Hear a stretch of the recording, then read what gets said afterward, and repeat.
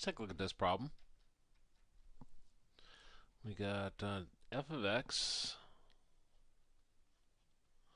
is equal to negative 3x squared plus 4x minus 7. Instructions are to graph the quadratic function, give the x and y intercept of each graph, if any exist. So let's start off with the x-intercept. For x-intercept, you always plug 0 in for the other variable, so for the x-intercept I'll plug 0 in for y. So I got 0 is equal to negative 3x squared plus 4x minus 7. I don't believe this factors, so I'm going to use quadratic formula. A will be whatever's in front of our x squared, which is negative 3. B is whatever's in front of our x, which is 4. And C is our number at the end, which is negative 7. So our quadratic formula is x equals negative b plus or minus square root of b squared minus 4a times c all over 2a. So I'm going to go through and replace all my variables with sets of parentheses before I plug in my numbers. This helps reduce sign errors. Now b we said was 4, so everywhere I had a b I'll put in 4. A we said was negative 3, so everywhere I had an a I'll put in negative 3.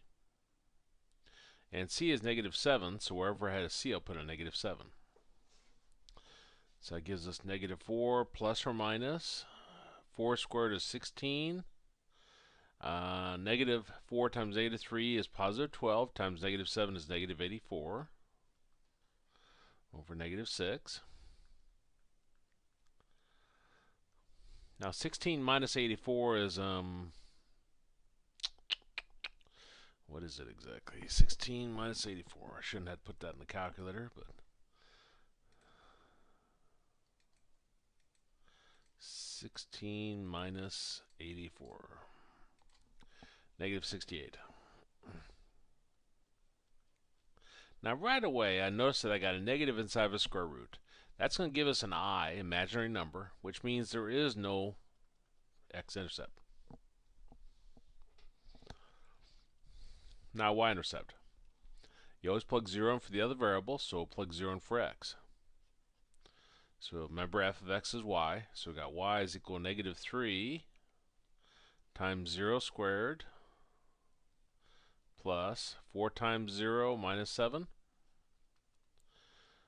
All that drops away, gives us negative 7. So our y-intercept would be 0, negative 7.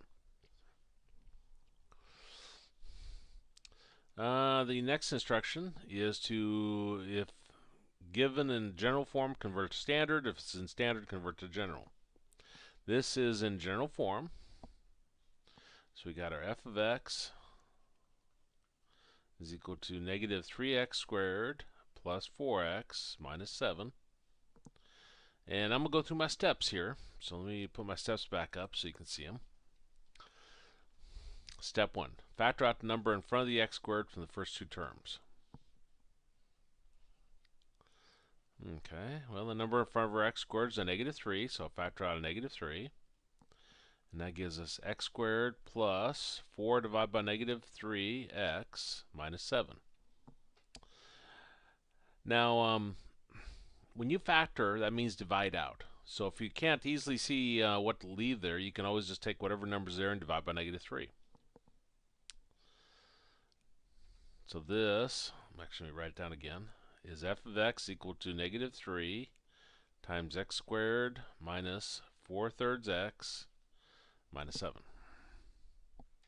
Step 2. Take the number in front of the x, including the sign, multiply by half, square it, and both add and subtract that number inside the parentheses. Well, the number in front of our x is a negative 4/3, so we're going to take the negative 4/3 times a half and square it. That gives us negative 4 over 6 squared, which gives us negative 2/3 squared, which is 4/9. And again, we're going to go add it and subtract it inside the parentheses. So I got negative 3 times x squared minus 4/3 x plus 4/9 minus 4/9. minus 7. Now I realize that we have our first group here, the first three terms, and we have our last group, the number. So step 3. Factor the first group. So we're going to have f of x equal to negative 3, and this factors as x minus 2/3 squared.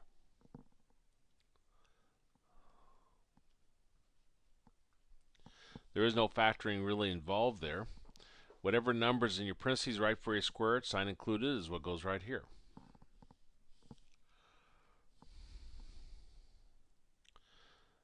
And step 4, multiply the number out in front by both groups. So we're going to take this negative 3, we'll multiply it times our first group, and we'll multiply it times our second group.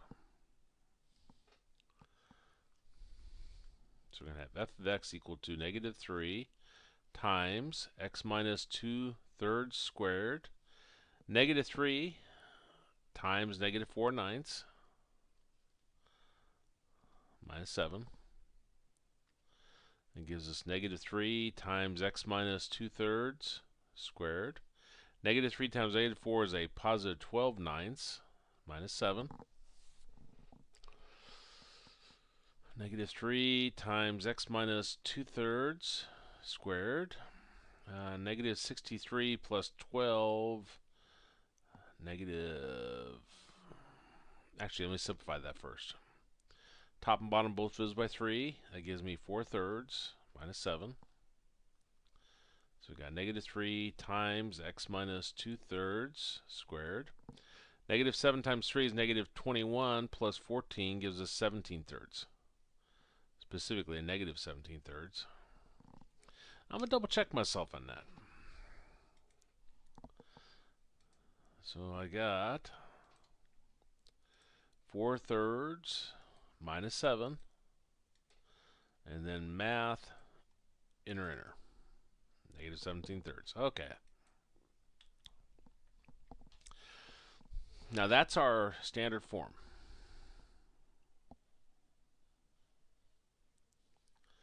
So we got negative 3 times x minus 2/3 squared minus 17/3. Now if you have it in standard form, you can easily identify your a, h, and k. A is whatever number's in front of your parentheses, so a is negative 3. H is whatever is with the x, which would be opposite sign, so that's positive 2/3. And our k is a number at the end, so k is equal to negative 17/3. The reason why we identify that is so we can easily find the vertex and some other items. Our vertex is going to be hk. H is 2/3, k is negative 17/3. Our axis symmetry will be x equals h, and h we said was 2/3, so we got x equals 2/3.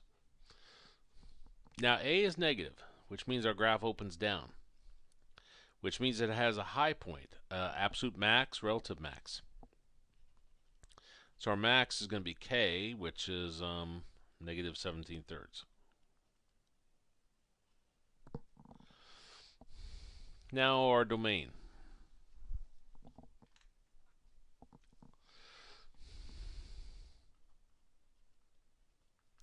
Domain is always negative infinity to positive infinity. Our range is based upon whether the graph opens up or down. Well, it's a negative, which means opens down, so it goes to negative infinity. So we'll go from,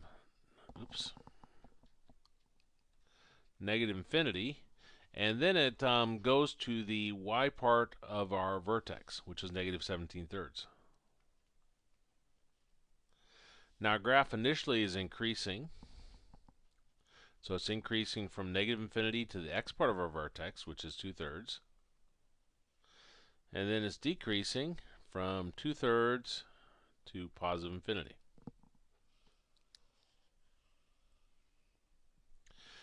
Now I'm going to show finding the vertex another way. That's kind of a double check on my work I just did also. We got f of x is equal to negative 3x squared plus 4x minus 7. And this is using a vertex formula.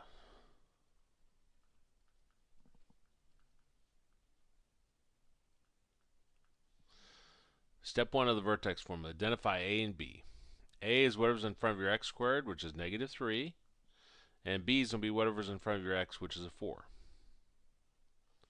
Step 2, plug the values from step 1 into negative b over 2a and simplify. So we got negative, and we said b was 4, over 2 times a, and a is negative 3.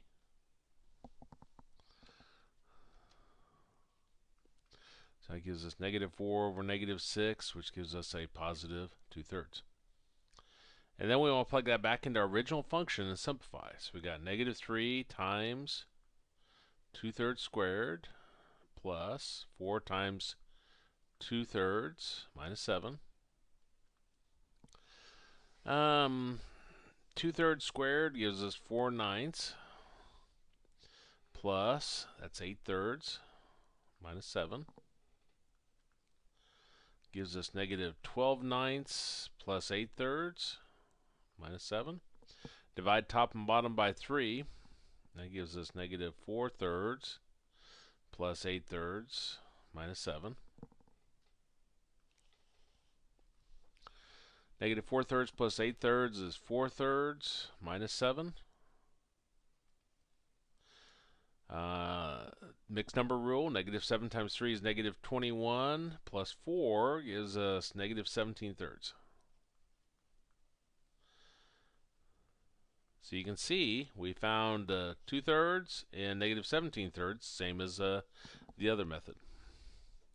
So 2/3 and negative 17/3. Okay, let's look at our graph now.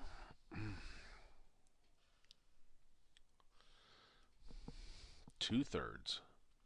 That's like 0.7. Negative 17/3. What's that? Negative.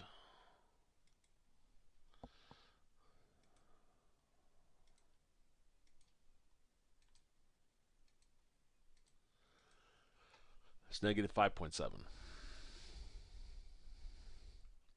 So my vertex will be 0.7.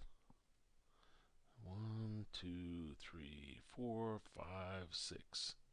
So in 0.7 and negative 5.7, more or less right here. We said our graph was opening, what I say? Graph is opening down. And our y-intercept is 0, negative 7. So 1, 2, 3, 4, 5, 6, another one, and this is our y-intercept. Our axis symmetry is x equals 2/3. More or less, looks like that. Now I might need one more. So we plug in x equals negative 1. And again, we'll plug that back into our original function.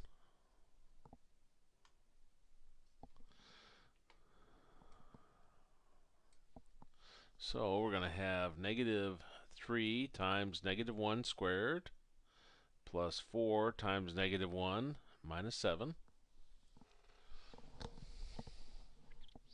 Negative 1 squared is 1 times negative 3 is negative 3 minus 4 minus 7. What was that, minus 14?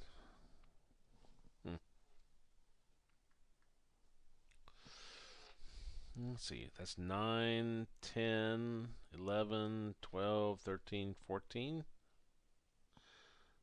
So that'd be more or less 10, 11, 12, 13, 14. More or less right there. Now after you have your vertex and 2 points, you pretty well have the graph. So it looks something like that. And by symmetry, I can flip this across that line, and that gives me my right side of the graph. So that would be our graph.